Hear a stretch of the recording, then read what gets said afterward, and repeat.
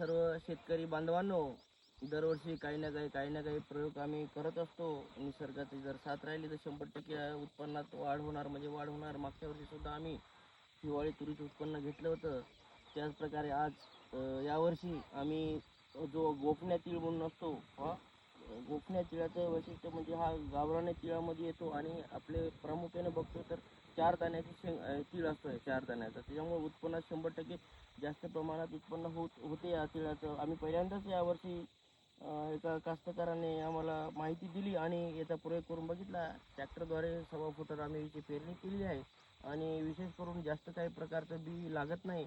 एकरी 1.5 kilo 2 kilo बी लागते आणि बघू शकता किती प्रकारे छान असा माल याला लागलेला आहे.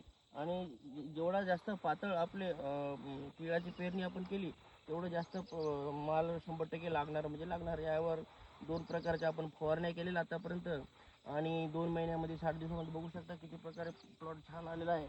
आणि पुढच्या वर्षी 100% आपण ज्या शेतकऱ्यांना याचे बिल लागेल त्यासाठी आम्ही 100% उपलब्ध करून देणार म्हणजे करून देणार. आणि येणाऱ्या काही दिवसामध्ये बघूया आपण किती प्रकारे ॲव्हरेज येईल. मी सध्या 2 एकर तिळाची पेरणी केलेली आहे आणि तुम्हाला 100% आम्ही माहिती या संदर्भात देऊ. धन्यवाद. जय जवान जय किसान.